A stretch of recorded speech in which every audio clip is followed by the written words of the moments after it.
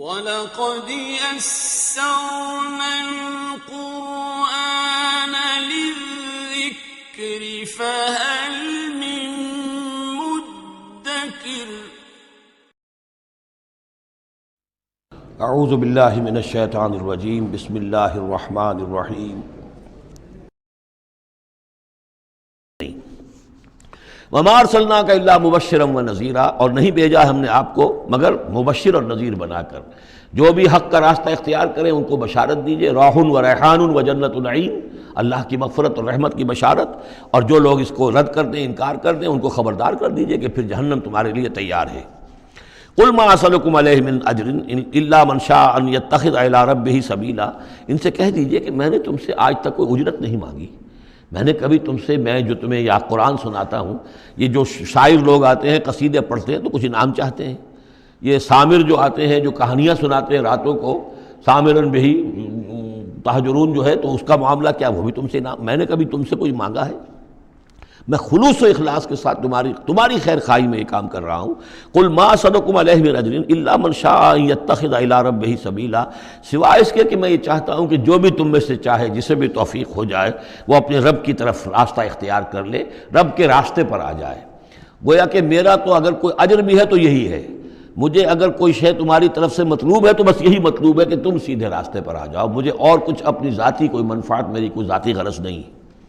وَتَوَكَّلْ عَلَى الْحَيِّ الَّذِي لَا يَمُوتُ، اور اے نبی آپ توکل کیے رکھیے اسی ہستی پر کہ جو الحی ہے، الحی القیوم، جو کہ زندہ ہے اور زندہ جاوید ہے، الذی لا یموت،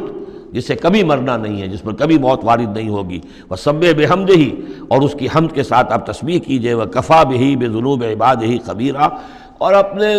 بندوں کے گناہوں سے وہ کافی ہے باخبر ہونے کے اعتبار سے۔ یعنی آپ یہ نہ سمجھیے کہ یہ جو کچھ کر رہے ہیں یہ کہیں ایسا نہ ہو کہ ان کے معاملات جو ہیں کہ ریکارڈ نہ ہو رہے ہوں، انہیں بھرپور سزا نہ ملے، ان کا ایک ایک کرتوت ہمارے پاس ریکارڈ ہو رہے ہیں، اور ان کے تمام چیزیں جو ہیں ان کا ان کو بھرپور جواب دینا پڑے گا اور بھرپور بدلہ انہیں ملے گا۔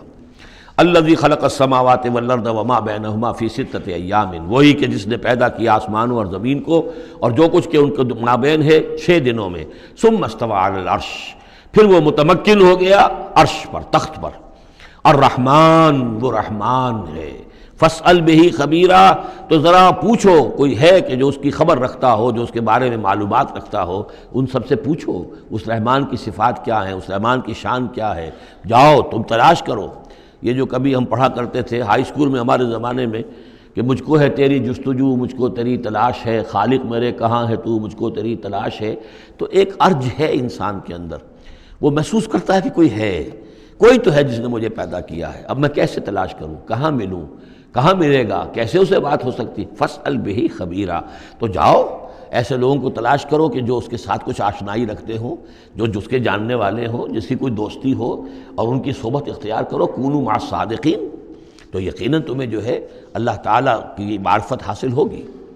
وَإِذَا قِيلَ لَهُمُ اسْجُدُوا لِلرَّحْمَٰنِ، اور جب ان سے کہا جاتا ہے کہ سجدہ کرو رحمان کو، قالوا امر رحمان، کیونکہ یہ رحمان کے لفظ سے بدکتے تھے، یہ صرف اللہ کا لفظ استعمال کرنا چاہتے تھے۔ رحمان جو ہیں، یہ جو مشرکین مکہ تھے یہ کہتے تھے یہ نام تم کہاں سے لے آئے ہو، یہ ہمارے لیے قابل قبول نہیں ہے۔ قالوا امر رحمان، ان کا یہ رحمان کون ہے؟ انسجد لما تأمرنا، کیا ہم سجدہ اسے کریں جس کا تم ہمیں حکم دے رہے ہو؟ اس میں ہے وہ شقاق جو ہوتی ہے زدم زدہ،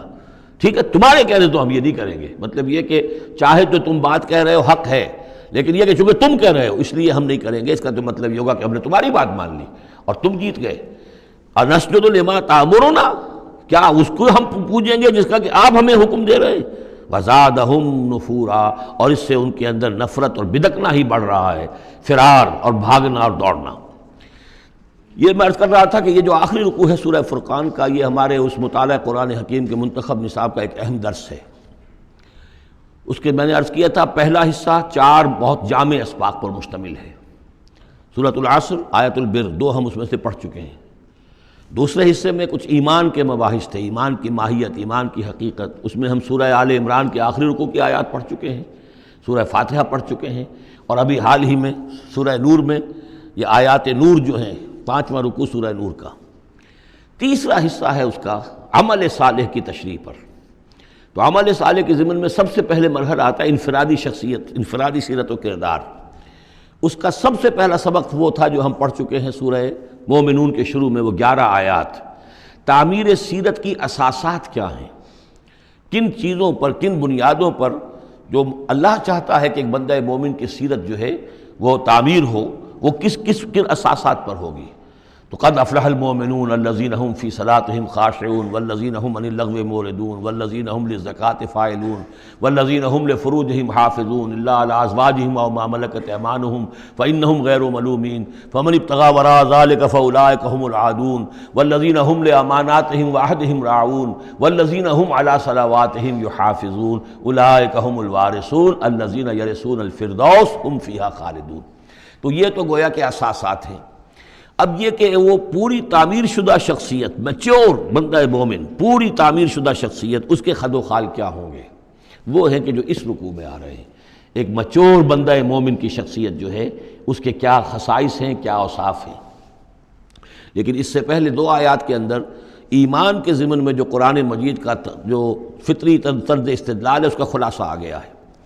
تبارک الذی جعل فی السماء بروجا، بہت بابرکت ہے وہ ذات جس نے کہ آسمان میں برج بنائے، وجعل فیہا سراجا وقمرا منیرا، اور اس میں رکھ دیا ایک چراغ اور چاند جو کہ روشن ہے۔ اب یہاں نوٹ کیجئے کہ سورج کو سراج کہا ہے۔ سورج میں چونکہ کمبسچن کا عمل تحریک، جل رہا ہے، اس کے اندر حرارت ہے، لہذا اس کو چراغ کہا ہے، اور قمر کو نور کہا ہے صرف، کیونکہ یہ ریفلیکشن ہے۔ قمر کے اندر کوئی جو ہے پروسیس کمبسشن کا نہیں ہے، کوئی اس کے اندر حرارت نہیں ہے، بلکہ وہ تو ٹھنڈی جگہ ہے، ایسے ہی جیسے کہ ہماری زمین کی سطح ہے ویسے ہی اب تو جا کر لوگ دیکھ بھی آئے ہیں اپنے قدموں تلے، یوں بھی سمجھیے کہ اس زمین کو روند بھی آئے ہیں، چاند کی زمین کو۔ تو یہ اس کا نور ہے، لیکن وہ نور ریفلیکٹڈ ہے، اور سراج جو ہے وہ ہے اصل میں سورج۔ وَهُوَ الَّذِي جَعَلَ اللَّيْلَ وَالنَّهَارَ خِلْفَةً، اور وہی ہے جس نے کہ دن اور رات کو بنا دیا ہے ایک دوسرے کے پیچھے لگا ہوا، لِمَنْ أَرَادَ أَنْ يَذَّكَّرَ، ان لوگوں کے لیے جو چاہیں نصیحت اخذ کرنا۔ اسی سے یہی آیات الہیہ ہیں کہ جن سے انسان کو اللہ کی معرفت حاصل ہوتی ہے، اس کی قدرت، اس کا علم، اس کی حکمت کا اندازہ ہوتا ہے۔ او ارادہ شکورا، یا جو اللہ تعالیٰ کی نعمتوں کے پہلو سے اس کا شکر کرنا چاہیں تو اس کے لیے کائنات کا ذرہ ذرہ جو ہے گویا کہ اللہ کی توحید پر، اللہ کی قدرت پر، اللہ کی صناعی پر، اللہ کی حکمت پر دلالت کر رہا ہے۔ بس یہ 2 آیتیں تو سمجھیے کہ ایمان کے ضمن میں تمہیدی آیتیں ہیں۔ اب وہ ایک نقشہ کھینچ رہے ہیں کہ اللہ کے عباد الرحمن، اللہ کے بندے، خاص اللہ کے بندے، اللہ کے چہیتے بندے، اللہ کے محبوب بندے کیسے ہوتے ہیں۔ اس کو پڑھیے اسی طریقے سے کہ دل میں ارادہ رکھیے، کم سے کم امنگ اور آرزو تو ہو کہ ہم بھی اللہ تعالی ہمیں توفیق دے کہ ہم ایسے ہی بننے کی کوشش کریں۔ وعباد الرحمن الذین یمشون علی الارض ہونا، اللہ کے بندے وہ ہیں جو زمین پر چلتے ہیں تو آہستگی اور نرمی کے ساتھ، قدم مار کر نہیں چلتے، اکڑ کر نہیں چلتے، بلکہ یہ کہ معلوم ہوتا ہے فروتنی کے ساتھ چل رہے ہیں، اور یہ اپنے آپ کو آقا نہیں سمجھتے، مالک نہیں سمجھتے، بلکہ غلام سمجھتے ہیں۔ اللہ کے غلام ہیں، عباد الرحمن ہیں، اللہ کے بندے ہیں، تو غلاموں کی طرح چلتے ہیں، وہ اکڑ کر نہیں چلتے۔ وَإِذَا خَاطَبَهُمُ الْجَاهِلُونَ قَالُوا سَلَامًا، ایک ان کا وصف یہ ہے کہ جب جاہل لوگ، اجڑ لوگ، مشتعل مزاج لوگ خام خواہ ان سے الجھنا چاہیں، بحث و مباحثے میں انہیں جو ہے وہ خام خواہ الجھانا چاہیں تو وہ کہتے ہیں سلام، وہ الجھتے نہیں ہیں، بحث و تمہیز کے اندر نہیں۔ جب وہ دیکھتے ہیں کہ ایک شخص بحث پر اتر آیا ہے، وہ اب بات سمجھنا نہیں چاہتا، اس کے اوپر ضد جو ہے وہ مسلط ہو چکی ہے، تو اب خام خواہ اس کے ساتھ وہ الجھے رہنا، جس کو ہم کہتے ہیں ہمارے ہاں وہ پنجاب میں یہ سینگ پھنسا کر آدمی جو ہے وہ اپنا وقت ضائع کرے، اس کا بھی وقت ضائع کرے، کوئی فائدہ نہیں۔ میچور آدمی یہ کہ دیکھے اگر تو واقعی یہ بات سمجھنا چاہ رہا ہے تو سمجھائے، نہیں سمجھنا چاہتا، اس کی اصل میں نیت ہی نہیں ہے، تو پھر خام خواہ اس کے ساتھ الجھنے کا فائدہ نہیں۔ والذین یبیتون لربہم سجدا وقیاما، اور وہ لوگ کہ جو راتیں بسر کرتے ہیں اپنے رب کے لیے سجدے اور قیام میں۔ یہاں وہ بات بہت واضح ہو گئی، جہاں تک 5 فرض نمازیں ہیں وہ تو فرض ہیں، وہ تو تعمیر سیرت کی بنیادیں ہیں، ان کی تو مداومت کرنی ہے۔ والذین یحافظون والذین هم علی صلواتہم یحافظون، لیکن یہ لوگ جو ہیں جن کے دل آشنا ہو گئے ہوں اللہ سے، اگر یہ اللہ کے ساتھ دوستی ہو چکی ہو تو پھر یہ کہ رات کا وقت ہوتا ہے کہ جس میں وہ پھر بندہ اٹھتا ہے، کوئی دیکھ نہیں رہا ہے، لوگ سوئے ہوئے ہیں، کوئی ڈسٹربنس نہیں ہے۔